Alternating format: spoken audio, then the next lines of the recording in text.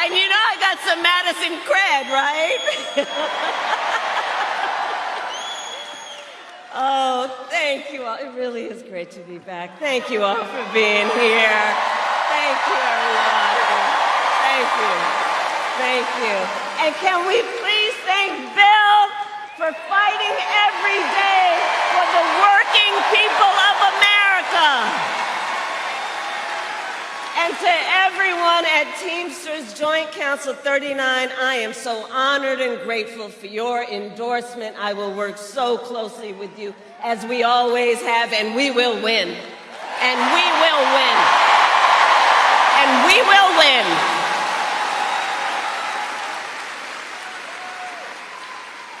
And it's so great to be with all of the leaders who are here. This is an auditorium full of leaders, including our dear friend and your governor, Tony Evers.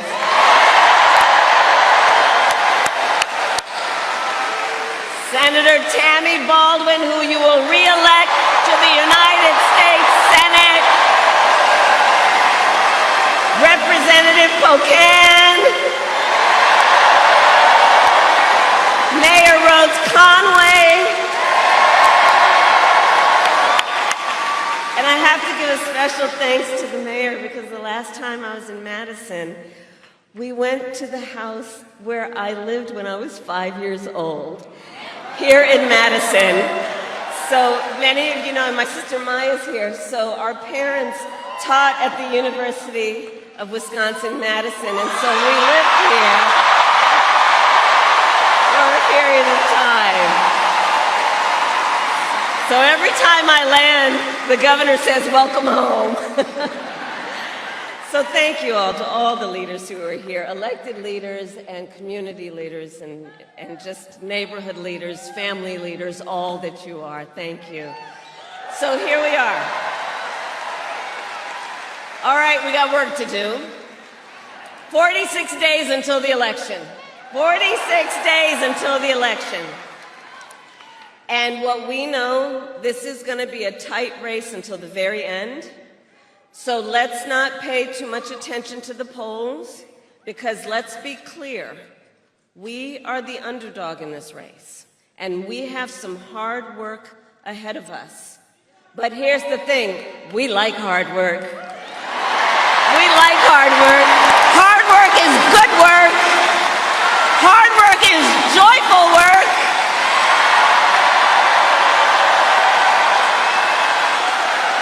And with your help in November, we will win. We will win. So, some of you might have seen the debate last week that I had with Donald Trump.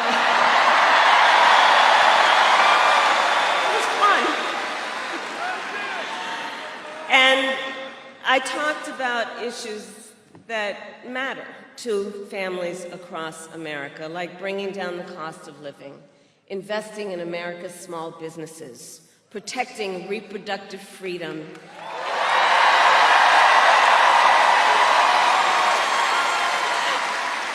and keeping our nation safe and secure. But that is not what we heard from Donald Trump. Instead, it was the same old tired show. The same old tired playbook we've heard for years, with no plan on how he would address the needs of the American people. Well, folks, it's time to turn the page.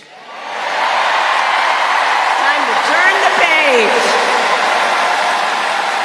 And America is ready to chart a new way forward. We are ready. We are ready. We are ready for a new generation of leadership that is optimistic about what we can do together.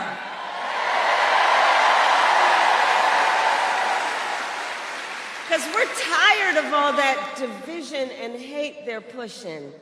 We here know the vast majority of us have so much more in common than what separates us. And that's what our campaign is about. understanding that this is a people-powered campaign, that this is a campaign about building community, building coalitions, reminding us all that we are all in this together and that we're gonna be good and all right.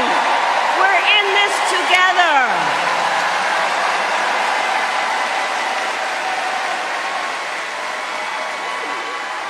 Which is why Democrats, Republicans, and Independents are supporting our campaign. Because they want a president, we want a president who works for all the American people. And I promise you that is the kind of president I will be. I promise that.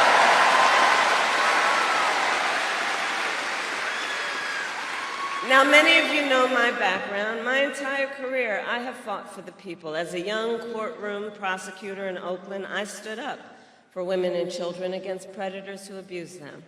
As Attorney General of California, I took on the big banks and delivered $20 billion for middle-class families who faced foreclosure because of predatory lending practices.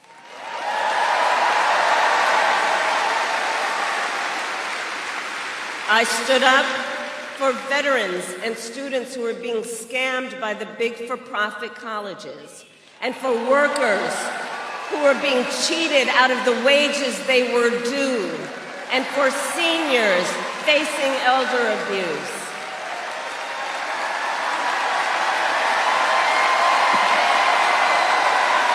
And as president, I will fight on behalf of all communities and all Americans, and together we will build a brighter future for our nation.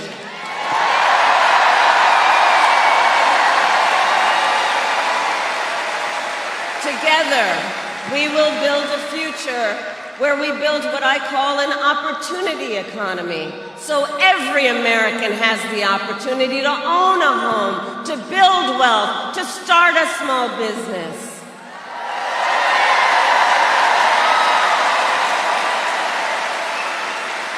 And I'll tell you, I love our small businesses. For the small business leaders who are here, can you raise your hand? Our small business leaders are extraordinary.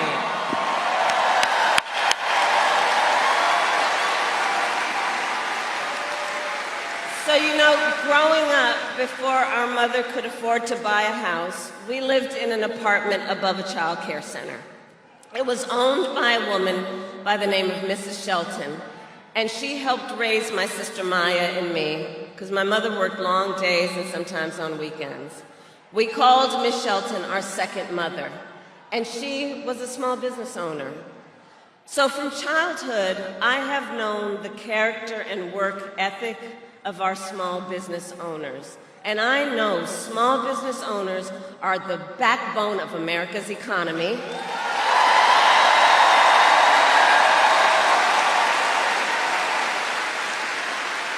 Which is why my plan offers a new way forward and will give a $50,000 tax deduction to help entrepreneurs start their small businesses.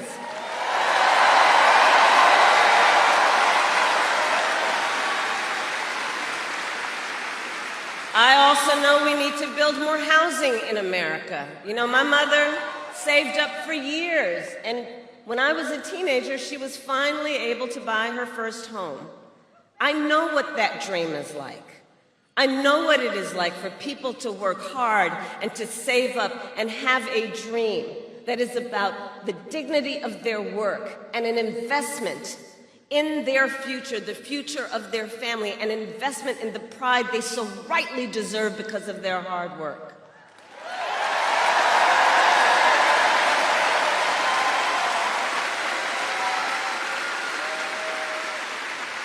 But right now on the affordable housing issue, look, we have a shortage of housing in America, and it's contributing to driving up prices. So with my plan, we are going to cut red tape and work with the private sector to build 3 million new homes by the end of my first term.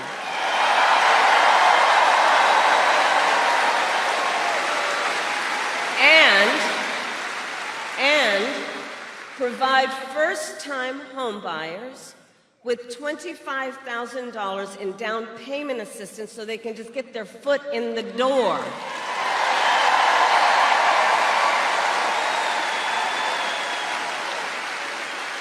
Because unlike my opponent, who was basically handed $400 million on a silver platter and then filed bankruptcy 6 times, we know that most people need to just have the opportunity to actually get their foot in the door to achieve their dream and their aspirations.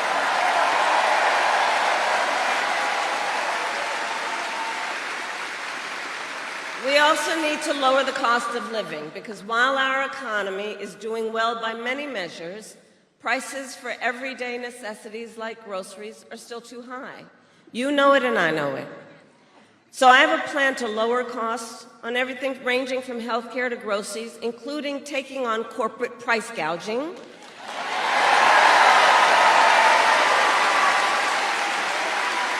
and my plan includes giving a tax cut to 100 million Americans, including $6,000, by expanding the child tax credit for the first year of a child's life to help young and new parents buy a car seat, a crib, baby clothes, in that most significant phase of their development.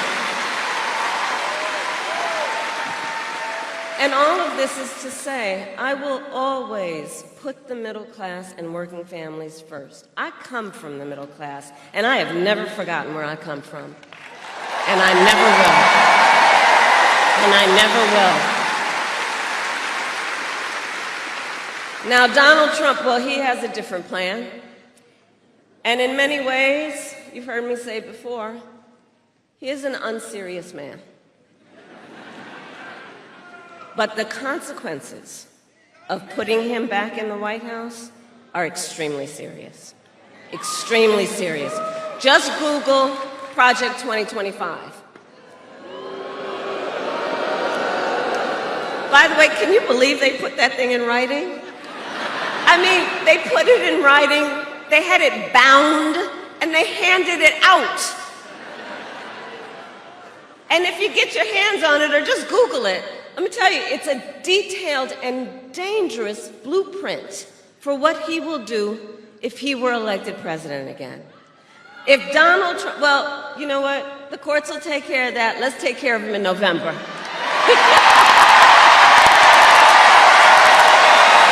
take care of him in November. How about that?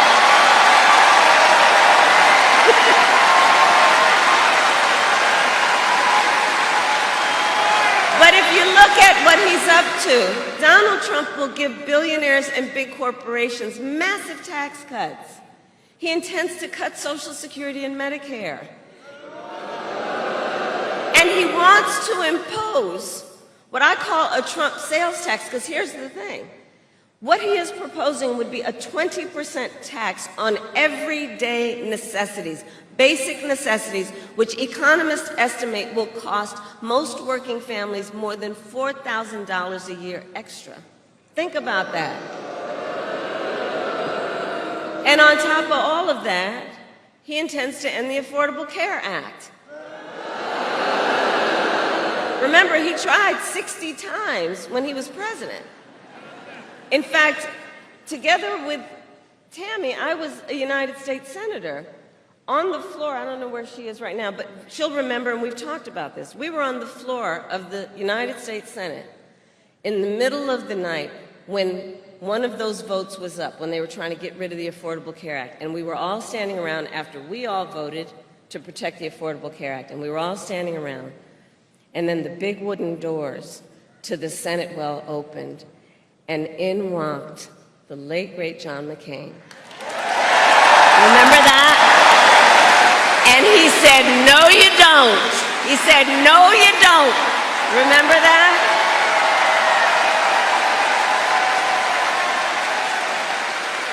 But we were up against those kinds of attacks when he was president last time, and as he said in the debate, he intends to replace it, but has no plan. In fact, he has, quote, concepts of a plan. No actual plan, concepts. So, aside from that being laughable, it's very serious, because he's basically saying he would threaten the health insurance of 45 million people in our country based on a concept. And take us back. Remember those days when insurance companies could deny people with pre-existing conditions? Remember what that was like? Well, brother, we are not going back. We are not going back. We are not going back. We will not go back.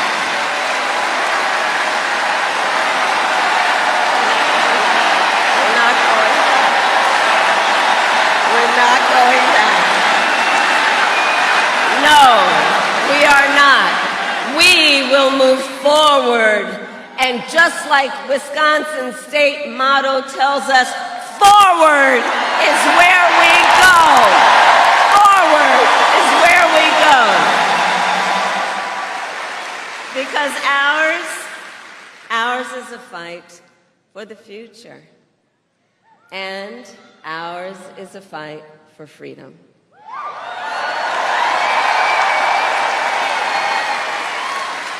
Like the fundamental freedom of a woman to make decisions about her own body and not have her government telling her what to do. Freedom.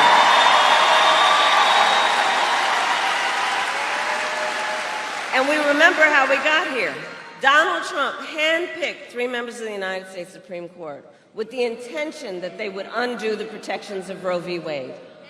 And they did exactly as he intended, and now in more than 20 states, we have Trump abortion bans, many with no exceptions even for rape and incest. It is immoral. It is immoral.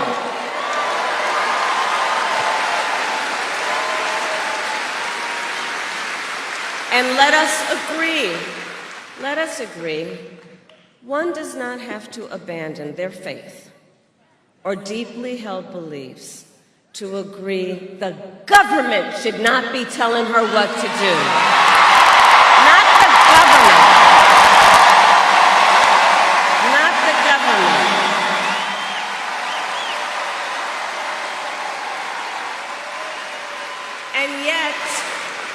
And yet, in our debate, Donald Trump said that everyone wanted to overturn Roe. I have talked with folks who are here. I have talked with women around our country and the people who love them. Women are being denied care during miscarriages. Some only being treated once they develop sepsis. They didn't want this. And we know that women have died because of Trump abortion bans. I was with a mother and the 2 sisters of a woman who died because of Trump abortion bans just last night. You know, and her mother said the worst thing among the pain that she's experiencing is when she heard and reflects on what she was told, that it was preventable. Preventable. And you know, when that decision came down just over 2 years ago, we predicted this would happen. And it's preventable. You know, the young woman, she was a vibrant 28-year-old young woman with a mother of a 6-year-old son. Her name, Amber Nicole Thurman, who I promised her mother I will say her name every time. I will say her name every time.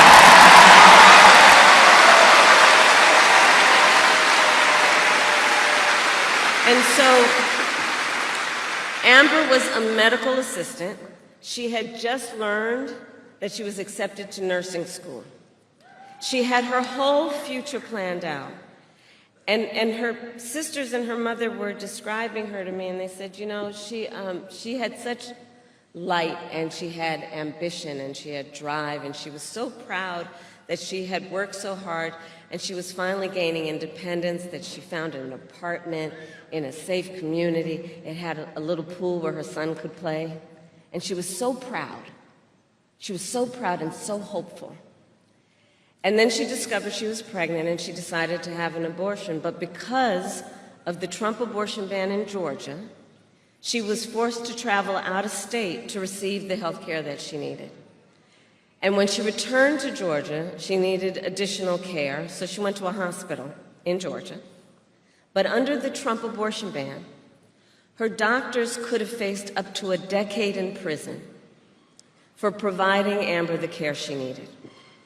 And so she waited for 20 excruciating hours. She waited as she deteriorated. And then she reached such a state, a critical state, that the doctors finally operated, and it was too late. And she died of sepsis.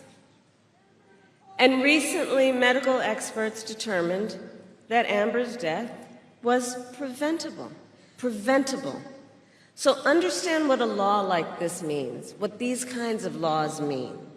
These kinds of laws under Trump abortion bans. It means doctors may have to wait until the patient is at death's door before they take any action.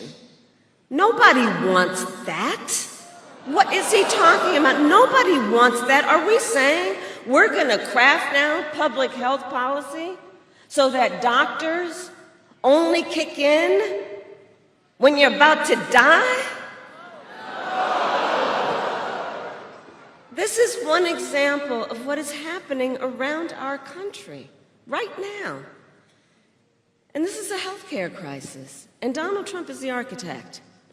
So I will say to you, because of why we are here, we're going to get Tammy reelected to the United States Senate. And when Congress passes a bill to restore reproductive freedom, as President of the United States, I will proudly sign it into law. Proudly.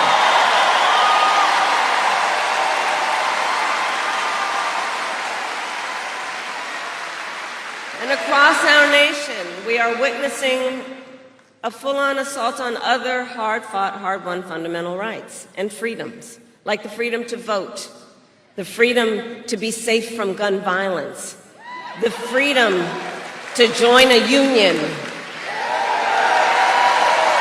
the freedom to love who you love openly and with pride.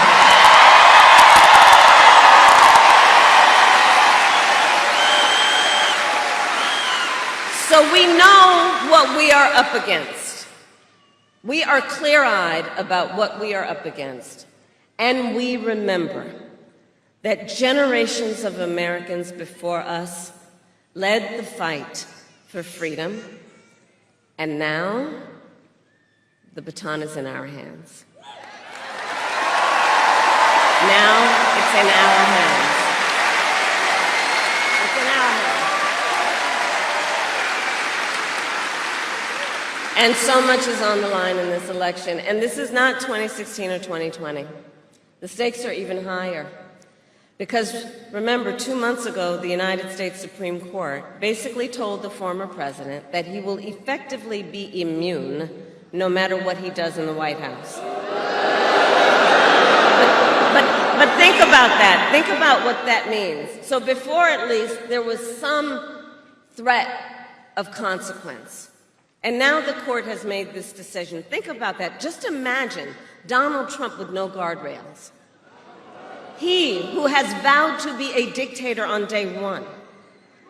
He who has called for, quote, the termination of the Constitution of the United States of America. And let us be very clear. Someone who suggests we should terminate the Constitution of the United States should never again stand behind the seal of the President of the United States. Never again. Never again.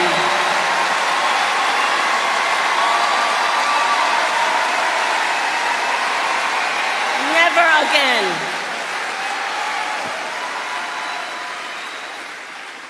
So Wisconsin, it all comes down to this. We are here together because we love our country. We love our country.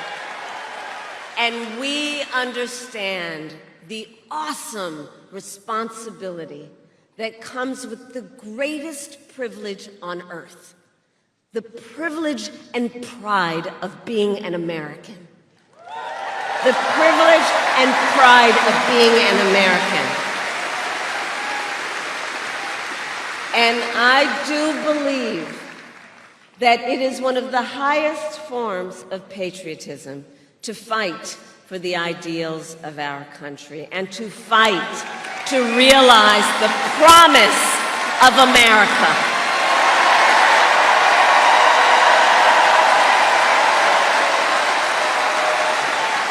So, Madison, Election Day, yes, in 46 days, and early voting has already started in some states. Early voting in Wisconsin starts in just 32 days. And in fact, many of you may have already received your mail-in ballots. Check this out. In-person early voting begins in Virginia and Minnesota today. Today. And don't we love Tim Walz?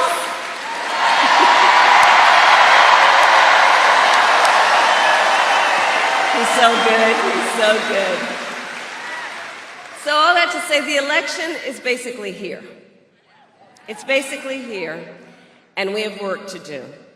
To energize, to organize, and to mobilize, and to remind everyone, your vote is your voice, and your voice is your power, and never let anyone take your power from you.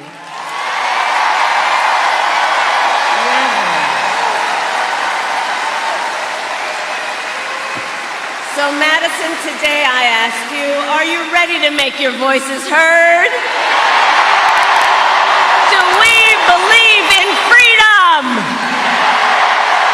Do we believe in opportunity?